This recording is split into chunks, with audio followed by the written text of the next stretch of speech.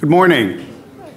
The first question that I wanted to ask Michael Eisner, if he's still in the audience, is, or comment, like many of us, I hope, I remember Michael's comments back in the days of Napster, and I think the analogy Michael made back then was stealing music online was not different than walking up to the newspaper machine in front of a restaurant and just stealing the newspapers. So I'm pleased to see that, and we'll talk about that later, in the digital environment, strange bedfellows, Sean Fenning and Michael Eisner. I think that's great. Hopefully they're not going up and stealing newspapers together in front of the restaurants. But I just think it really is a good sort of start to our conversation this morning, because as we're talking about branded content and the evolution of the 30-second spot, one of the things we're going to focus very heavily on is partnership and perhaps strange bedfellows. So I just thought I would kick that off, and since I was outside, I couldn't ask Michael the question, so I'm not sure if he's still here. If he's here, he can raise his hand and answer. But to kick us off, before I introduce this illustrious group of folks on the stage here with me, my name is Michael Kasson, and contrary to what was said about Michael Eisner, I do need an introduction, but I'm not getting one. So there it is. But to set the stage for our discussion, I'd like to just, sort of contextually set it. So I have a question which we don't need to answer at this moment, but I'd like to. What could you buy with $100 million? An island in the South Pacific? A small country? I hear Liechtenstein's on the block. Hey, for $100 million, maybe you could buy a subway to the sea. No, actually, based on what we found out, that would cost a lot more. How about an elected official? Well, probably. In August, through Starcom MediaVest Group, they found a way to spend $100 million, or at least commit it, when they cut a deal with Berman Braun for branded digital content that would be worth that over a period of the next 4 years. That pact, for those of you who missed it, which probably is impossible, involves Starcom and their clients getting a first look at the digital as well as the broadcast properties created at Berman Braun. Everybody wants in on branded entertainment on any platform, that's clear, and this conversation, I believe it was in 2002, Variety, Peter Bart hosted a conversation which I was fortunate enough to speak at in New York at the NYU School of Business in 2002, I believe, called Content Meets Commerce. So here we are 8 years later in the same discussion. But as I said, everybody wants in on it. The only constant is the endless fragmentation. And don't even get me started on the havoc caused by time shifting. There is not a new idea, of course. Branded entertainment exists for many, many years through many, many generations. In fact, in 1945, the Philadelphia version of Gimbals rocked the city of brotherly love with the first large-scale TV demonstration. Over 3 weeks, tens of thousands of people came to watch NBC shows, which is probably about the same amount that watch it now, broadcast from New York. I believe television content sent out by Philco's local station. So the concept of integrating product with programming stretches all the way back to the earliest days. And to quote a noted social behaviorist, Dan Patrick, you can't stop branded entertainment, you can only hope to contain it. In 2009, for the first time since PQ Media began tracking branded entertainment spending in 1975, the numbers fell, but in 2010, spending on all forms of branded entertainment, marketing, program integration, product placement, as well as event sponsorship and event marketing is coming back with a vengeance.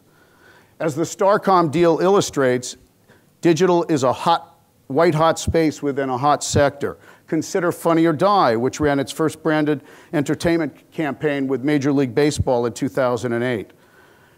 In the 2 years since that comedy site has added dozens more deals with the likes of Paramount, HBO, Anheuser-Busch, Sony Universal, Axe, Pepsi, etc.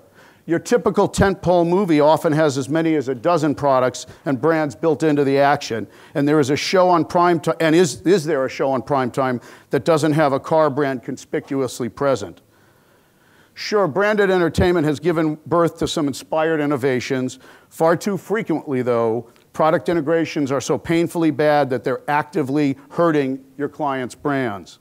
For an appropriate analogy, I turn to the noted cultural commentator Mae West, who said, "Sex is like bridge. if you don't have a good partner, you better have a good hand.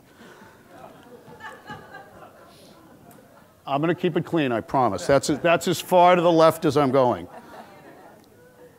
And I know it's early for that. Look, enough about that. What I'd like to do is turn and introduce our panel and really kick off a conversation that we hope to be very interactive. And while I'll ask a group of questions from the podium, I would invite the audience at a certain point, and not just the last 5 minutes, but at a certain point to be free-flowing with questions.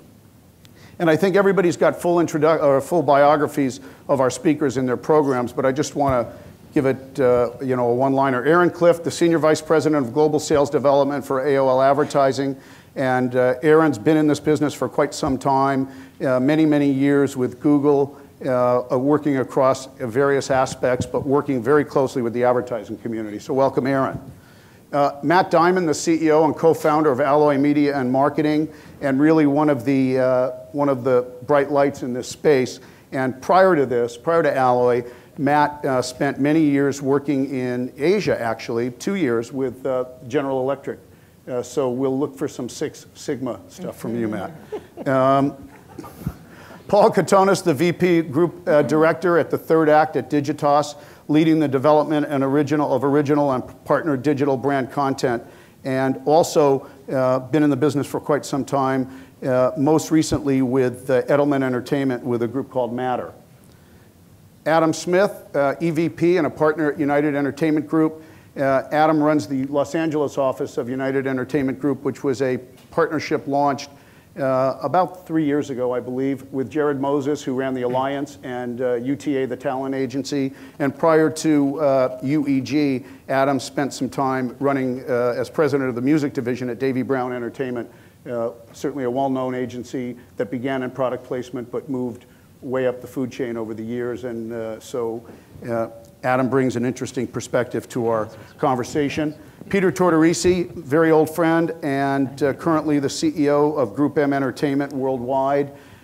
Peter, as most of you know, has had a very illustrious career in the business, running a couple of networks, senior positions at production companies like Carsey Warner, and really for the last, I want to say 6 or 7 years now, yeah. Peter, really having put together the leading entity, I think, by many accounts, within an agency group on Madison Avenue with a global footprint with Group M Entertainment. So it's always good to have Peter's input in this conversation. And then finally, Linda Yaccarino, the Executive Vice President and COO of Turner Entertainment, covering ad sales, marketing, and acquisitions. Also a very long time, I wouldn't say old to you, Linda, a very long time friend, and somebody whose perspective really running across those 3 areas, ad sales, marketing, and acquisitions, brings a unique perspective to this conversation. So I want to start off with Aaron and talk about something that we spoke about in our prep meeting this morning. Aaron, we've all been paying attention to the changes that are happening at AOL, and while I would love to ask you the question that's on everyone's mind, is AOL really going to buy Yahoo? And we could just do that between us. You don't have to. We won't. We could just have a one-on-one. Under the bright lights. Under the bright lights. But one of the things that's been talked about in most of these articles is perhaps, and I'm not opining on this, but perhaps Yahoo as a portal may have lost its way in terms of where its focus is, and AOL, having come through quite a bit of trials and tribulations to its current position, seems to have focused on certain things.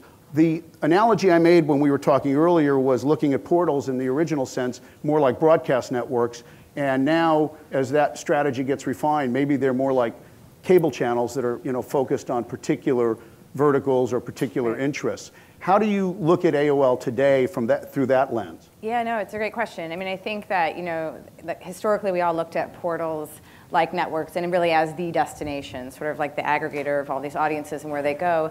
And I think now we look at them more as an entry point or a launching pad versus simply the destination itself. So at AOL, we look at it as it's our responsibility to anticipate what consumers are interested in, different segments of those consumers. And when they come to our portal, if you will, I mean, we have to give them the choices of going where they want to go based on their interests, high quality, engaging content. I think most importantly, though, the way we think about it is that all of those brands that are trying to target, whether it's women or technology enthusiasts or so on and so forth, they have to be standalone brands. So we want people to come through our portal to find that content that is entertaining, engaging, and informing. We also want them to go directly to those brands, and I think that's the big change. And Peter, having historically run a network or two, I guess, with Telemundo and with CBS, how do you look at it? Because you obviously, from a broadcast perspective, historically looked at it in a broad sense.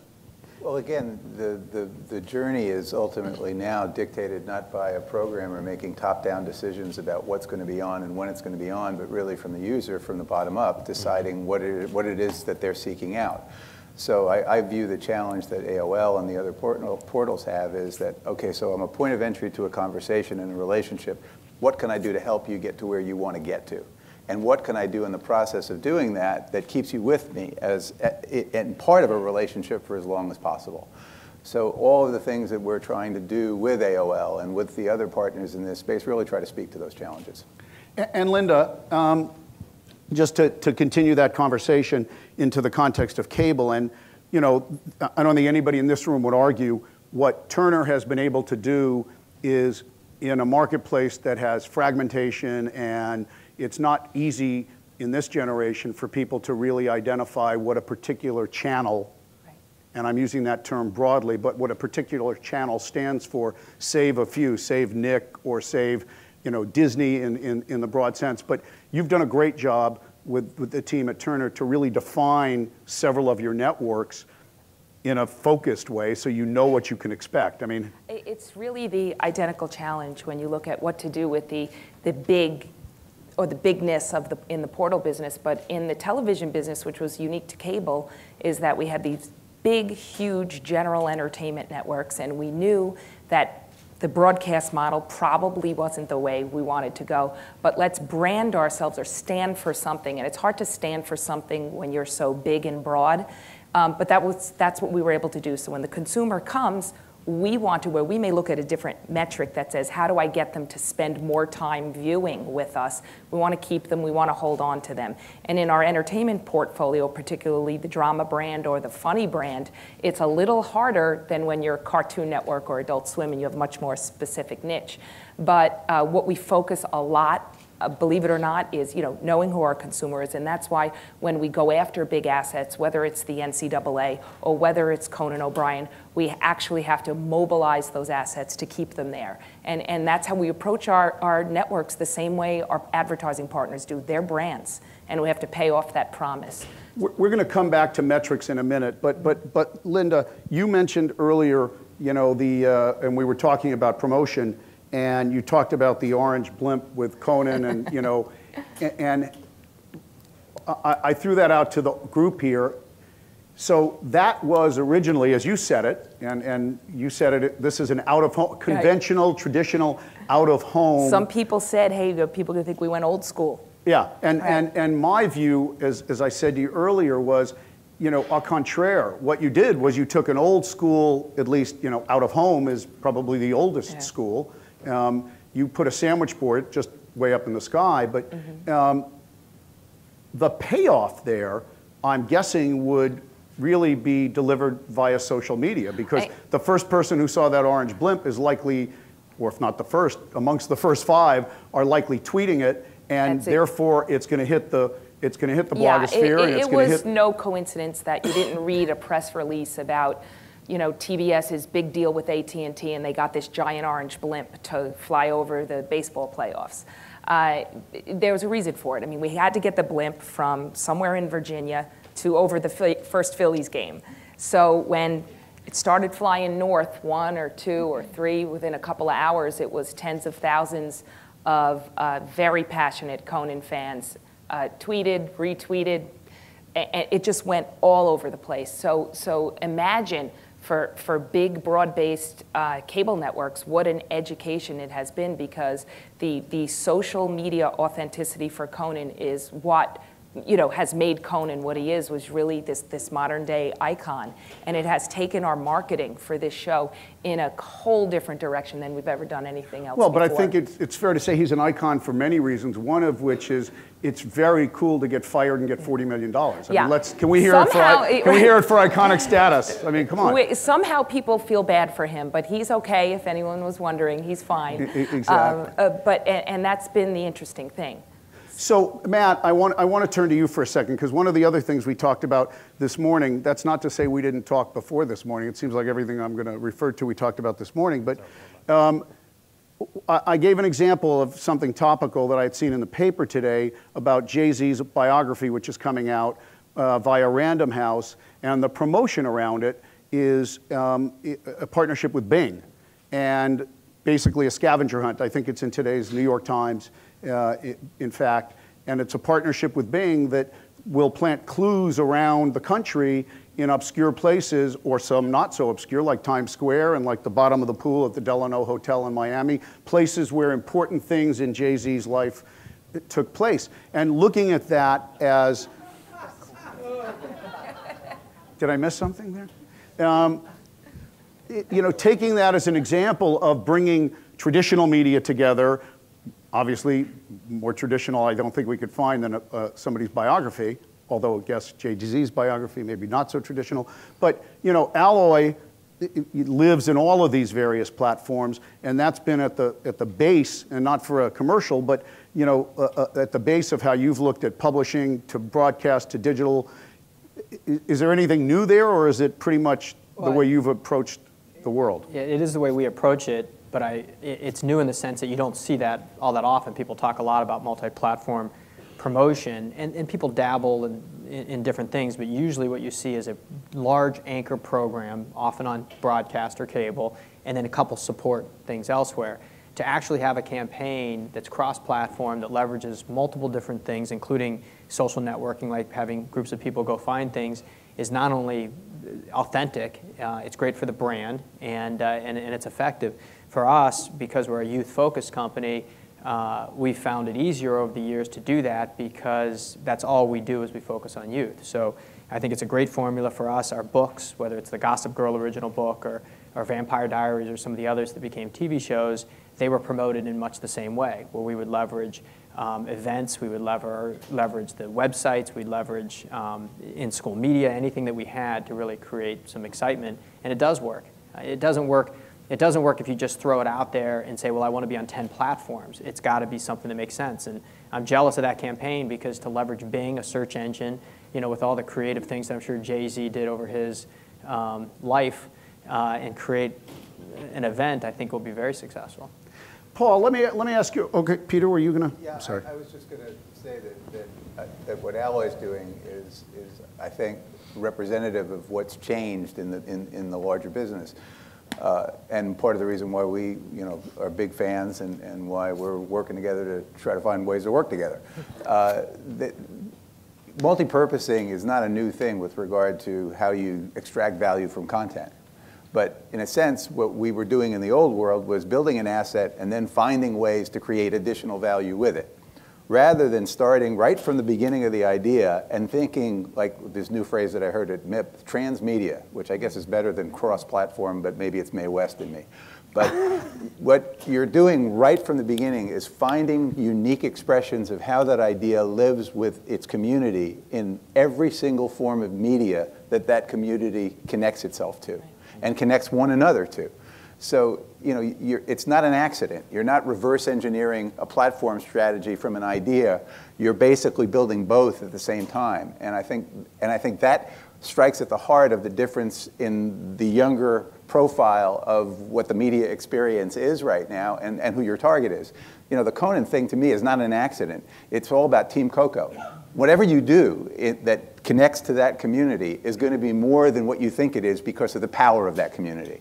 So when you put a blimp up in the air, it's not just going to be a blimp, because they're going to talk about it to one another, and in the ways that they talk about it to one another, create a larger conversation. But the social media phenomena allows that community to now connect in ways that they hadn't. So you can't, I think it's fair to say, I don't think this is revelatory, but I don't think you can approach anything today that has marketing at its base without, you know, the necessity of thinking of it in the context of social media. I mean, it would be irresponsible. I They're mean, the rails that all Sure. this, Right. you know, moves around on. but by the way, social media existed at the water cooler long before there was a Facebook or a Twitter or It a. just didn't have as They just wide didn't an have scale. effect. It wasn't Right. as easy. And brands are now doing what we're talking about here. They're sort of reverse engineering the process. You look at what a brand thinks about, they want to engage with that consumer.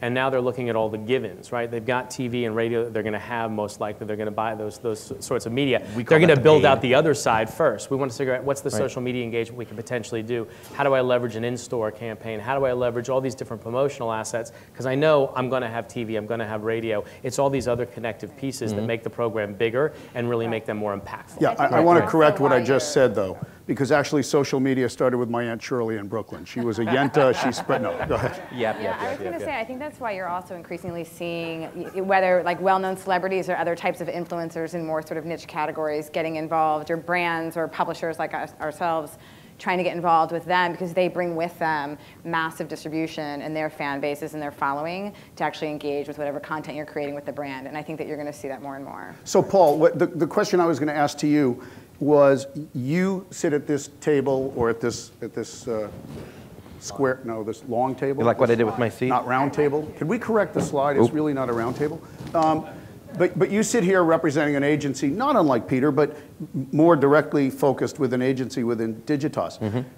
What's the pressure being brought to you by your clients in terms of the metrics? Because Linda talked about it, and I do want to come back to the definition of success in branded content as we evolve from a 30-second spot. Where is that pressure point coming? You know, two things. First of all, great idea. Your clients, I'm guessing, demand to know what the distribution is going to be straight up.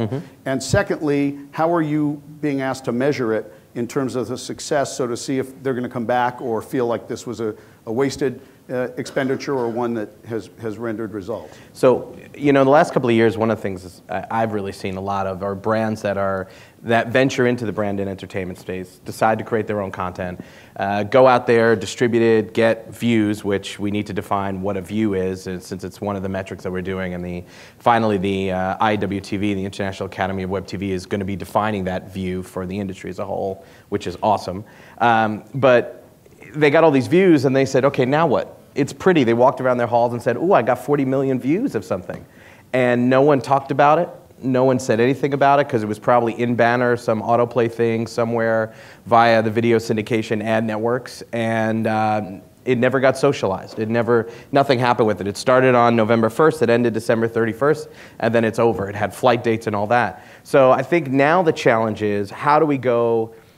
The brands are saying, look, we've done that already. We did the media buy, we got the value-added content, it was very pretty, we got some views, I was famous for a week, and now what? Now what do we do? So we're looking at how do we take all the elements you've slowly put in here, which I love. It's been so subtle, the way this is building. You've got content that is becoming Where's social. it going? Oh my God. Well, you've got content going social. You've got an email platform. Sorry, that's what AOL is. AOL is an email platform that wants more content. They're coming together. Sorry, I don't mean it in a bad way, but that's all people do with AOL. Okay. On this panel, by the way, the rules are you do not have to apologize. I mean, I'll insult everybody. So, you know, you've got social becoming so important in that engagement. How do you then put content in the middle? And then how do you leverage the paid side, which is what Adam was just talking about? How do you leverage the own side? They all own properties in different ways, whether it's one platform or another, which is what Matt was getting at. And then how do you leverage the earned side? All the tweets, all the comments, all the postings, all the ratings, and compost that all together in one big content platform. The largest discussion that goes on today amongst media agencies and their clients is around that concept of paid, owned, and earned media, and Absolutely. That would be Right. fodder for an entire day of conversation. But And then it's certainly at the end of the relevant. day, how you leverage all that has to move the needle. And some needle, some lever that they measure in their business. So That's what's gotta do. To the measurement, Linda, we talked about, you launched a show 2 years ago called Trust Me, which was a wonderful show. It was based on the advertising. You weren't going to bring that up. Right, yeah, exactly. It was based on the advertising industry, a la Mad Men, but really not a copy. I mean, really a different focus and a different time period. And, as I recall, you integrated and really integrated the Unilever brands into that content. And my question is, and I think Michael Eisner said it very well this morning, talking about Silicon Valley being a place where failure is like a badge of honor. Every week that a movie is released in Hollywood or a series like Lone Star gets great reviews and dies after 2 weeks. Talk about failure being a badge. It certainly starts more in this community than any community. But you have an ongoing, wonderful relationship with Unilever. That's right. You went to them, you brought them this idea, they liked it. Did they feel like it was a failure? Did they feel like it was a success? And are they still a good client of yours? Oh, well, they're still a good client. Actually, I've spoken on panels with Rob Master, the client, afterwards. And we do consider it a big success. We learned a lot together. Do we wish the ratings were higher and that it lasted more than one season? It wasn't about that. It was all about, I have to say, the mindset or the new mindset at a lot of networks and relationships with advertisers. And it's a mindset of collaboration. We brought Unilever in literally at the pilot stage of Trust Me. So we worked with them a long time to develop together with them what brands they were interested in putting in the show, and then the storyline development. You remember the definition in Hollywood of trust me, right? I mean, for those of you, no, I'm not going to do that, I promise. Do you have another Mae West comment coming at No, me? much Okay. worse. Very Much shy. worse. But really, it helped the conversation change. The change is about, we have this gigantic network in TNT, and we know we have this reach, but you know what? At the end of the day, our show wasn't relevant to our viewer. We were off. It had nothing to do with the product integration or the product placement. And that's what changed our conversation at our networks was, how do we take this massive reach and make it relevant? And that's where, kind of this umbrella title of branded entertainment, that's where it all comes in. Whether you're talking social media or all the way at the downstream of metrics, how do we prove that it was successful? You got to be able to activate this real estate that you have with this big reach and make it relevant to the consumer, or there's no repeatability and your scale is wasted. So Peter, you can't talk about branded content and programming and transmedia without focusing on In the Motherhood, which is still relevant to the conversation we have. And for those of you who don't know, Mindshare Entertainment, in conjunction with Sprint and Unilever, launched a very successful web-focused program called In the Motherhood, which, if you look at it in the old world, you'd say, gee, aspirationally was the plan for it to grow up to be a television program on ABC or on any network. And I'm not certain that was the plan at the beginning, but it certainly played out that way, and it died a miserable death on ABC, to be blunt, and it didn't resemble anything that a success online. How do you look at that, and do we think that those in the audience who are trying to create content for the web should be looking at that as what its next life will be? And Well, every time we get into this conversation about what's a success and what's not a success, you got to go back to the first foundational thought there. Well, what defines success? Mm-hmm. So in a successful integration in a program that ultimately really doesn't achieve long-term success, that integration, that sponsorship relationship can be enormously successful. And it wasn't dependent upon that becoming a smash hit on the network. It was really much more transactional. It wasn't asset creation based. Okay? So we start with two brands that want to reach young moms. We don't start with the idea that let's go build a cool platform. We start with the notion that we have to solve a marketing problem. How do we create a platform that becomes a community-based experience that connects these brands to their consumer in a very focused, very targeted, very interactive way? And from that comes the idea for In the Motherhood. And In the Motherhood wasn't just webisodes. It was about community. And why were we so focused on community? Because the consumer insight that drove this was that the young moms that we were trying to reach, our brands were trying to reach, spend a lot of time online. And they spend a lot of time online because of how isolated their lives are, especially if they're young stay-at-home moms. And they needed a laugh. They needed one that came really instigated and informed by their own experience. So that was the engine that drove this. So we built this web platform with our partners. In this case, it was aggregation partners as well as production partners. And what Unilever wanted out of that, what Sprint wanted out of that, was they wanted to raise the level of awareness of their brands with the connectivity to this group. And the way that they decided to measure it was how many video views they got back. And We together pledged to deliver them 2 million video views. In the end, we delivered 26 million video views. Wow, okay. Now, the reason why we got to 26 million video views is because the first one overachieved at such a high level that they did a second one. Why did they do the second one? Because it sold product. Okay? At the end of the day, when you really get down to what's the most meaningful metric, it's about selling product. And when the clients look back over what they were doing during their marketing and sales activity during that period of time, it really focused back to this was the thing that was a differentiator. So anybody who tells you it's really not about the money, it's always about the money. Anytime a brand tries to tell you it's not about the sales, it's always about the sales. That's what made that program successful. Now, speaking to Michael's last point, which yes, it is painful to see a television series not work that's inspired by work that you did. Unilever was already happy, satisfied, and done at the point at which we finished that second series. We went to them and said, guys, you've got an intellectual property asset here that's leverageable beyond what you've done with it. And we know how to do that. And they said, go ahead, do it. No risk to us. ABC licensed it. Once they licensed that property, it didn't belong to Unilever anymore, it didn't belong to Sprint anymore, and we at Group M Entertainment were co-production partners sitting in the back seat. That's just the way it works. When it's their money, it's their risk, and they get to make the decisions. And they made decisions that, frankly, in hindsight, even they would say were not the right decisions. And the program was an 8 and out and wasn't as good as the program that we did. Was that a failure for Unilever? No way. They had already gotten back their return on investment for what In the Motherhood was, times a multiple of 25 or 30 to 1. And we sent them royalty checks that they got out of the ABC money that they didn't even know where to cash, frankly, because they're not in the IP business. They're in the home and personal care and food business. So for Unilever, for Sprint, huge success. And for ABC and for us, a chance to take a swing at the big piñata and see if we could actually get some big stuff to fall. Before I turn to Matt, I do have to tell the old story of Milton Berle after his obviously, gigantic success at the early days of television when he had that show on ABC in the mid-'60s. And we were, as a country, going through a rough time, and his show was on the air, and it was canceled after 13 weeks. And he said to Johnny Carson one night, I have an idea. The way you end the Vietnam War is put it on ABC. It'll be over in 13 weeks, not to worry. Matt, I'm old. I can't help that.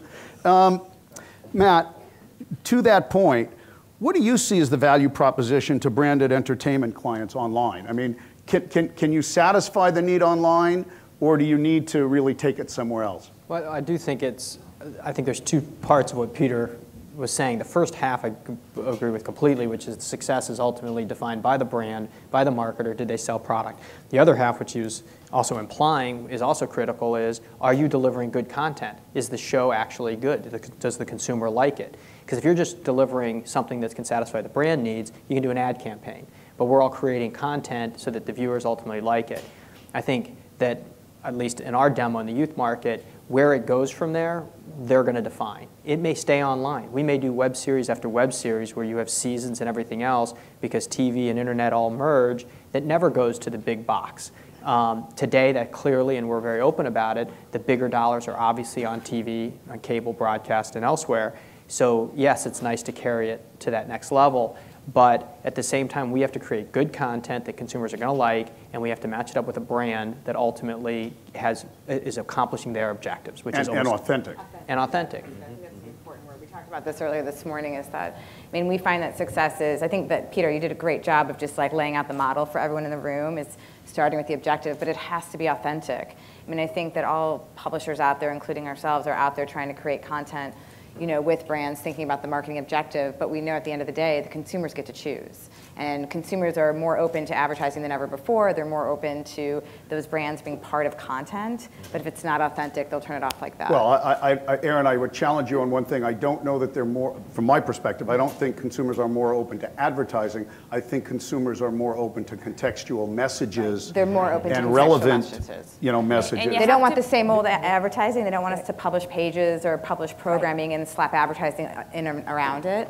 But you need to they be understand careful. the role of it. Oh, I'm sorry, Right. I want to interrupt you. But you need No, to be I careful told you, as Linda, you're supposed to interrupt on one of these points. And no apologizing. Yeah. Exactly. But you have to be careful when you're going into development, especially with maybe an advertiser, it's the first time around.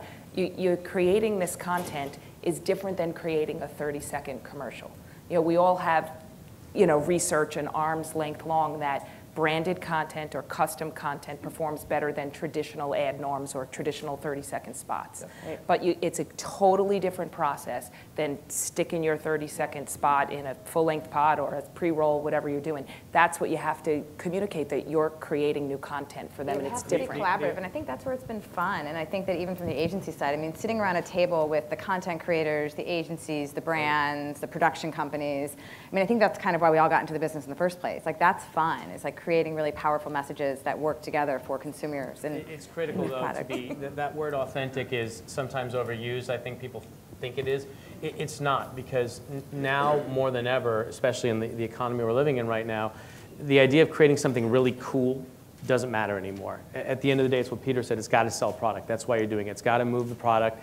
And if you can create content that helps to move product, that engages your consumer, that creates that community feel, that continues the conversation, then you've got the win. Sometimes when you take it a couple steps too far, that's like the nice piece at the very end. Except, Adam, the only thing I would say to counter that, and I'm not giving a judgment on this, but I'm a messenger here. So I've looked at, Apple, and we all can think as positively as we should about the game-changing nature of the devices, most recently with the iPad, that Apple continues to introduce, that seem to be having such phenomenal cultural impact, not just selling stuff and $300 a share stock and all of that. And yet the buzz factor seemed to lead many of the clients to that original launch on iAd. And what I'm hearing, and I don't know this firsthand, but what I'm hearing is the metrics in some conventional measure are not as cool as anyone or everyone hoped they would be, but yet the buzz and the heat that's brought and the top-down, status you get inside a large corporation for having led those things seems to have some real value. So the PR is important as well. Let me clarify then.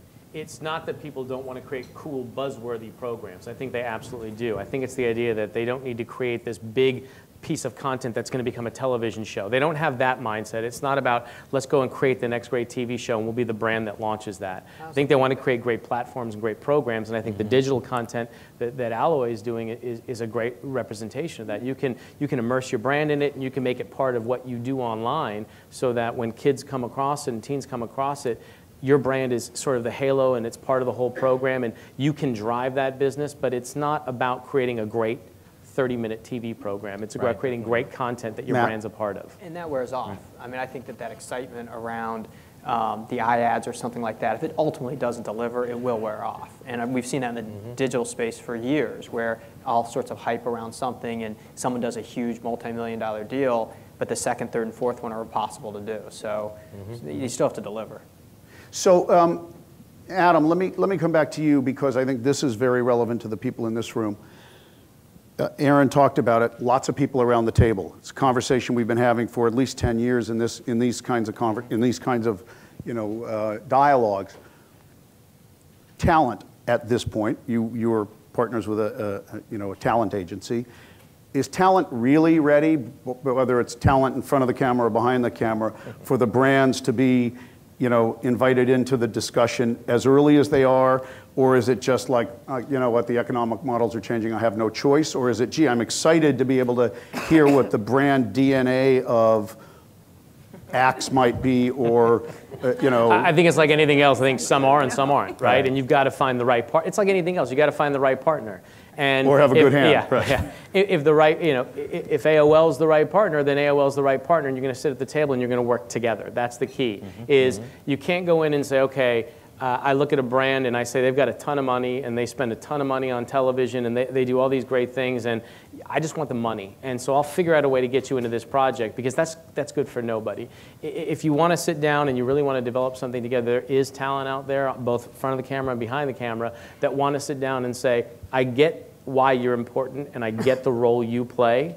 Here's what I'd like to do, and here's why I think that marries up with your brand. And that's the key, right? Is television shows and digital content and films and music and all these things, they hit certain demos. They have a certain conversation, and there's brands that marry up to that, sometimes perfectly, sometimes slightly off. But that's the key, is to find partners that actually can have that conversation with that same demo, that same group, in the same tone, and work together, and sometimes push the envelope. Okay, I want to do something that's a little bit out of both of our comfort zone, but I want to do something that's going to get that buzz you talked about.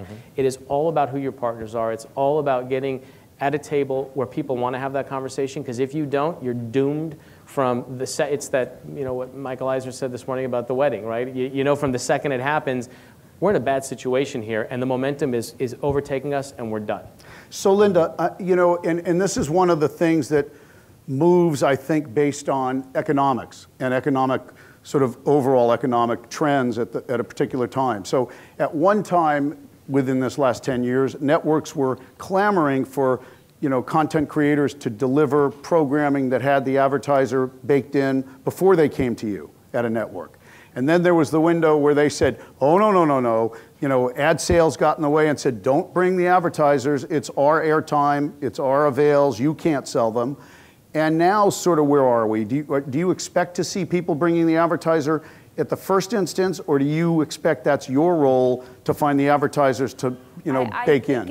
I think it's all different. I think everybody has learned a lot along the way, and the seat at the table. I think there's a lot of different people that come together. We're always going to do it in conjunction with it. The network has a place. Obviously, there's always the business side of things that has to take place, but the ideas, the marketers, it comes from all different places. It could come from Peter, it could come from one of the talent agencies.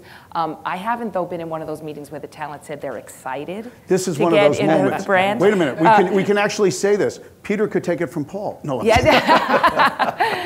So I don't think every deal is different, but I do think there is very much an accepted mindset, both on Madison Avenue and in Hollywood, that it comes from everywhere. That you have to sit down. It really has to be that perfect balance between the art side of the business and the commerce side. That's what's most important. So who brings it to the table, I got to tell you, is less important these days. But as long as the content creator can take the lead to tell that story, that's got to be first. But it really can come from anywhere these days. The only thing that's the same about all these deals is that you have all these people sitting at the table. You need someone like an AOL who can help you bring the audience. You need the right talent that matches up with the right brand, that's ready to think about it with the right idea, with multiple platforms, and also looking at multiple ways of leveraging this content out there. So it's not just about put it out there and have people watch it, but how do you activate around that content? My and you need a lot of people have to do that. Massive reach, but I need distribution. So Aaron's got to help me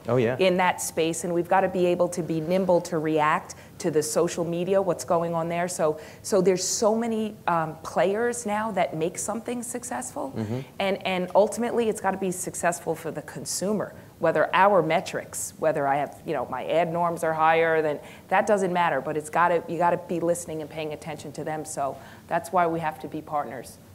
I think there's a couple of caveats here. Number one is the notion that everything that we're talking about is really exciting because it's going to bring a whole new pile of money to the table that wasn't there before. Wrong. It's not. It's the same money. From the brand perspective, brands aren't looking to spend more money because these opportunities exist. They're moving money from how they were spending it traditionally into other ways of spending it. And the question of who controls the conversation really comes down to who has the leverage. And we're talking TV, distribution still has the leverage, and television networks still kind of dictate how those relationships are going to work. However, again, the other caveat is, what is it that we're really talking about when we talk about branded entertainment? First of all, I hate the phrase, because we're really not talking about branded entertainment. We're talking about brand-funded entertainment in one form or another that can live in numerous places and accomplish different things. But when we're starting with something that didn't exist before, when we're starting together at that table that Adam was talking about, the first thing we got to do is understand what defines success for each of us, because it's not the same thing. Right. If you're a talent agent and have a client at that table, they're not looking for another work-for-hire gig. They're looking to help build an asset that has long life to it. If you're a marketer, you might not really be looking at asset creation. You might be really looking at marketing activity. So you really have to make sure that everybody's really clear about what they need to get out of this to work. And then you need people who know how to put a coalition together out of those different agendas to find a common agenda where you can fashion win-win-win. Easy to say, really hard to do. So, guys, this conversation could really go on for hours, and it's much appreciated, but I did promise to open up for a few seconds here, a few minutes, to the audience. Do we have any questions out in the audience? I see a hand back there. Yeah, Peter, in the motherhood, on the webisode side, just looking at that business, did you make money off of that side of the business, or was it necessary for it to become kind of the hit television show, which unfortunately wasn't able to do, for you to make money and kind of make the return you were looking for on that investment? Well, for us, when we work for clients like Unilever and Sprint and Nextel, because it's their money, we're working on a work-for-hire basis. So, the good news is that once they say,